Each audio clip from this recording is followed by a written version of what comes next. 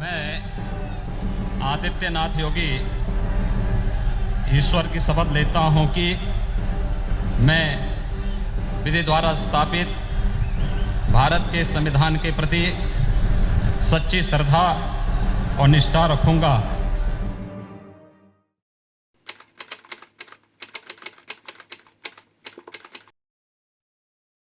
जंगल और पहाड़ों से घिरा ये गांव आज से करीब 50 साल पहले भी कुछ ऐसा ही था।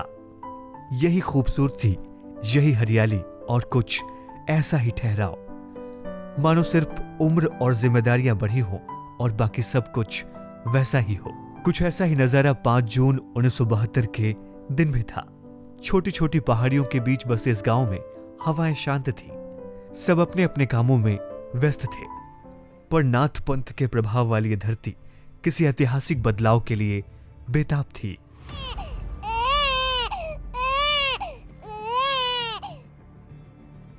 वन विभाग में रेंजर आनंद सिंह बिष्ट के घर से निकली आवाज घाटियों और टीलों में गूंज रही थी।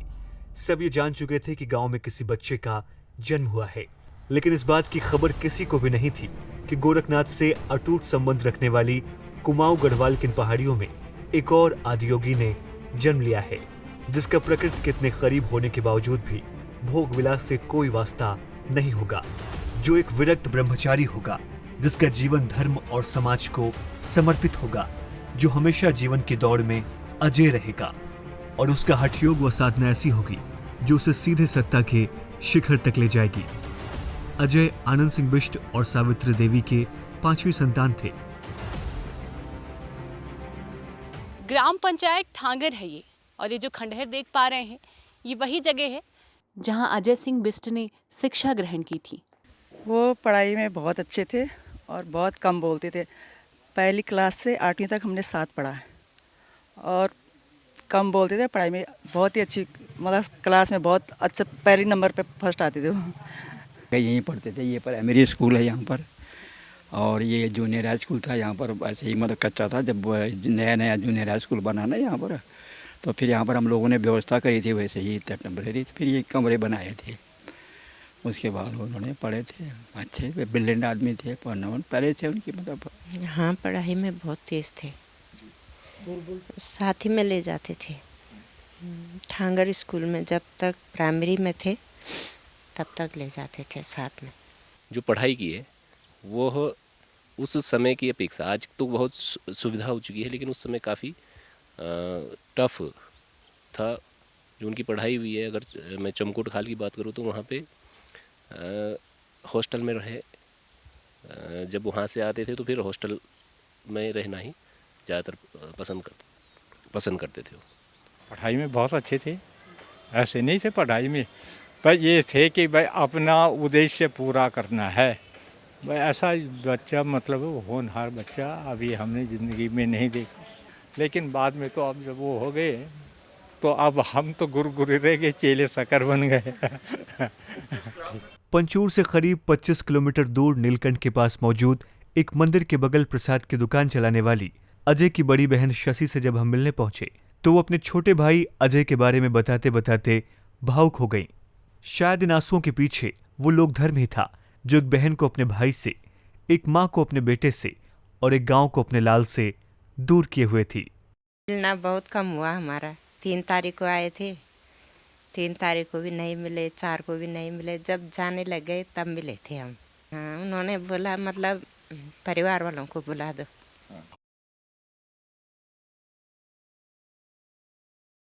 इसके बाद मिले कि परिवार वालों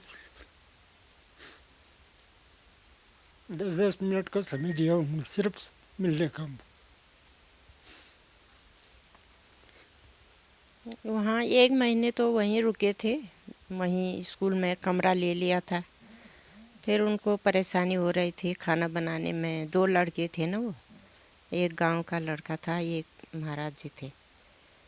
फिर बाद में घर से ही जाते थे, फिर पैदल ही जाते थे, पैदल ही आते थे। जंगल का रास्ता था, बीच में एक नदी पड़ती है, उसको पार करके फिर चढ़ाई लगते थे ऊपर को। और ज़्यादा बात नहीं करते, बस एक बात करते हो कि ठीक हो, बस बाकी नहीं। जो उनकी पढ़ाई है, अगर मैं चमकोट खाल की बात करूं तो यहाँ से 2 से 2.5 किलोमीटर खड़ी चढ़ाई है। और हमारे गांव से ज़्यादातर जो इंटर कॉलेज हैं वो 3 से 4 किलोमीटर की दूरी पे है। और यहाँ के जो बच्चे हैं वो सभी इसी तरह पड़े हुए हैं कि 3-3, 4-4 किलोमीटर उन लोगों को पैदल जाना पड़ता। तो उस समय भी वही परिस्थिति थी। महाराज जी भी जब 9th में उन्होंने पढ़ाई की तो 2 से 2.5 किलोमीटर खड़ी चढ़ाई पार करने के बाद स्कूल में गए और वहाँ पे आगे की पढ़ाई उन्होंने शुरू की।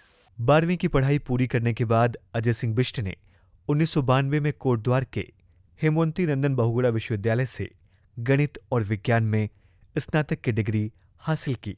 इसी दौरान वो छात्र राजनीति में भी सक्रिय हुए। बात यही करीब सन 91-92 की होगी जब अजय कुमार बिष्ट ने अपनी ग्रेजुएशन की पढ़ाई के लिए राजकीय महाविद्यालय कोटद्वार में कदम रखा था और छात्र संघ का और अपने जीवन का पहला चुनाव यहीं से लड़ा था। साथ ही यही वो जगह है जहां पर अजय कुमार बिष्ट से योगी आदित्यनाथ बनने का सफर भी शुरू होता है। उत्तर प्रदेश के मुख्यमंत्री योगी आदित्यनाथ जी मेरे साथी पढ़ते थे, मैं बीए में था, वो बीएससी में थे, और साथ ही हम दोनों ने चुनाव भी लड़ा। वो हार गए थे और मैं जीत गया था, पर उनकी किस्मत सही रही, वो हार गए। उत्तर प्रदेश जैसे बड़े प्रदेश के मुखिया बने हैं। वो योगी आदित्यनाथ का पहला चुनाव था, लेकिन मेरा दूसरा चुनाव था। उससे पहले मैं उस रावत कोष अध्यक्ष पद पे लड़ी थी, मैं भी लड़ा था, मैं हार गया था। मेरा पहला साल था उस टाइम कॉलेज का।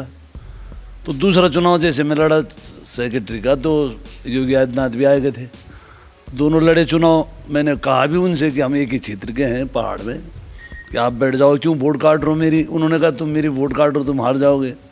लेकिन मैंने कहा उन्हें कि हमारी अच्छी पकड़ है पहाड़ के लड़कों पे और अच्छी बात मेरी सुनते हैं, तो तुम बैठ जाओ। उन्होंने कहा नहीं, दोनों लड़ लेते हैं। तो उनको करारी शिकस्त दे गया था मैं। कितने वोटों से हारे थे लगभग, कुछ यादें हैं उस वक्त की? वो तो 5वें नंबर पे रहे थे, काफ़ी पीछे रह गए थे। वही जैसे पहाड़ का लड़का रहता, छाती के बटन खुले हुए रहते थे, वैसे जैसे सेम होता है। पहाड़ से जो लड़का आएगा उसी हिसाब से रहता है। तेज तरार नहीं था, वही सीधापन योगी आदित्यनाथ में भी था। कुछ नहीं, एक कमरा था उनके पास, एक फोल्डिंग थी, स्टोव होता था, एक आध पतीली पुतीली, प्रेशर व्रेशर, वही सिंपल एक लड़का जैसे रहता है वैसे योगी आदित्यनाथ भी थे। पर उन्होंने पहाड़ का नाम रोशन किया है, हमें खुशी है कि हमारा भाई इतने बड़ा प्रदेश चला रहा। कभी हम ऊपर थे मंच में, तो योगी आदित्यनाथ जी नीचे ताली बजा रहे थे। आज वो मंच में हैं, हम नीचे, जब वो आते हैं तो हम ताली बजाते हैं। परिवर्तन इतना आ गया। एक उनके अंदर पहले से ही एक तमन्ना थी, तो छात्र संघ के टाइम पे उन्होंने भी चुनाव लड़ा, हमने भी चुनाव लड़ा, वो भी चुनाव लड़े। इत्तेफाक वो उस समय चुनाव हार गए। चुनाव हारे, उनसे भी उनके दिल पे थोड़ा सा ठेस लगी। और उसके बाद जब हमारा टूर जा रहा था ताड़केश्वर, मुझे याद है, तो हमने ये अपना झंडा चौक था, उस समय हमारे स्टूडेंट वहाँ इकट्ठा होते थे, तो हमने वहाँ गाड़ी लगाई थी, बस जेमू की। सुबह अर्ली मॉर्निंग चलना था हमें, तो फ़ोन तो सिस्टम था नहीं उस समय। तो हमने जब काफ़ी देर हो गई नहीं पहुंचा अजय सिंह जी, तो हमने बच्चे भेजे, हमने कहा जरा देख के आओ क्या हुआ। जब उनके रूम में गए तो पता चला कि उनके रूम की चोरी हो चुकी है। उनमें उनकी एक प्यारी साइकिल भी थी, वो भी चोरी हुई, डॉक्यूमेंट्स भी चोरी हुए। तो उसके बाद उनका मन एकदम से खिन्न हुआ और वो अचानक उसके बाद गायब हो गए। वो पहाड़ी मूल के थे, बड़े स्ट्रांग थे, पैर बदन उनके बिल्कुल थाई थे और मन उनका ऐसा था कि पहले से ही दृढ़ था। हमें तो बहुत गर्व है, हमें बहुत उसको हम व्यक्त नहीं कर सकते कि हमें कितना गर्व है उनके प्रिंसिपल वो होने पर। और हमें अपने भी गर्व है कि हमारे छात्र इतने ऊंचे पद पर और ऐसे अच्छे काम करने वाले हो सकते हैं। योगी आदित्यनाथ, जिनकी संघर्ष की कहानी का अहम हिस्सा है योगी अवैधनाथ। यही योगी आदित्यनाथ को पंचूर से गोरखपुर लेकर गए थे और बाद में महंत की उपाधि योगी आदित्यनाथ को दी थी। ये वो दौर था जब राम मंदिर का मुद्दा चरम पर था। गोरक्षपीठ के महंत अवैधनाथ सबकी सहमति से श्री राम जन्मभूमि मुक्त यक्ष समिति के अध्यक्ष चुने गए थे। जात पात की दीवारें टूट चुकी थी और हिंदुओं का एक बड़ा वर्ग इस आंदोलन में हिस्सा ले रहा था। छात्र राजनीति से ही अजय पर इस आंदोलन का गहरा असर था। वो गोरक्षपीठ के महंत अवैधनाथ से भी तब एक ही बार मिले थे, लेकिन राम जन्मभूमि आंदोलन को दबाने के लिए चलाए जा रहे जबरदस्त राजनीतिक दांवपेच उन्हें इस आंदोलन के अगुआ महंत अवैधनाथ की ओर खींचे ले जा रहे थे। यही वो समय था जब अजय सिंह बिष्ट से योगी आदित्यनाथ बनने की दिशा में आगे बढ़ रहे थे।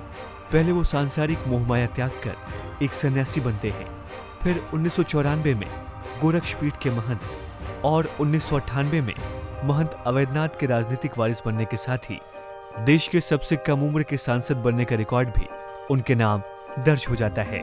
इसे संयोग कहें या समय की चाल कि जिस राम मंदिर के लिए गोरक्षपीठ के महंत दिग्विजयनाथ ने सबसे पहले हुंकार भरी, जिसे गोरक्षपीठ के ही महंत अवैधनाथ ने जिंदा रखा, आज उसी गोरक्षपीठ के महंत और यूपी के मुख्यमंत्री योगी आदित्यनाथ की देखरेख में राम मंदिर का निर्माण पूरा हो रहा है। अजय सिंह बिष्ट से योगी आदित्यनाथ बनने की उनकी इस यात्रा में आम सन्यासियों से अलग हटकर अपने लिए कठिन रास्ते का चुनाव, धर्म और राजनीति के बीच संतुलन और 24 घंटे जनसेवा के लिए तैयार रहना ही बताता है कि वो योगी भी हैं और राजयोगी भी। मैं उन्हें बधाई देता हूँ और अंतर नहीं है अखिलेश में, मेरे में, योगी आदित्यनाथ में कुछ ही दिनों का अंदर फर्क पड़ता है। 1 महीने में शादी के लड़के हैं सब साथ। बधाई देता हूँ उनको जन्मदिन की हार्दिक बधाई। हम तो बहुत बहुत बधाई देना चाहेंगे उनको। बड़ी लंबी आयु हो उनकी, बड़ा यश, उनका यश फैले भारत में, भारत के बाहर भी फैले, तो बड़ी खुशी होगी हमें। हमें तो बहुत जान करके खुशी है कि योगी आदित्यनाथ हमारे छात्र रहे हैं किस जमाने में। भाई ऐसे तो हम भी नहीं सोचते थे कि ये चीफ मिनिस्टर बनेंगे, एक दिन निश्चित है देश के प्रधानमंत्री बनेंगे। ये हमारी शुभकामनाएं हैं उनके साथ। हम बधाई ये देंगे कि वो 100 साल जिए और हमारे हिंदुस्तान को तरक्कियों पे ले जाए। ठीक है, यही एक दोस्त की उनके लिए सच्ची वो है। बस यही आशीर्वाद देंगे कि जैसे यूपी को चला रहे हैं, इससे भी ज़्यादा मतलब और मेहनत करके यूपी की जनता का सहयोग करेंगे।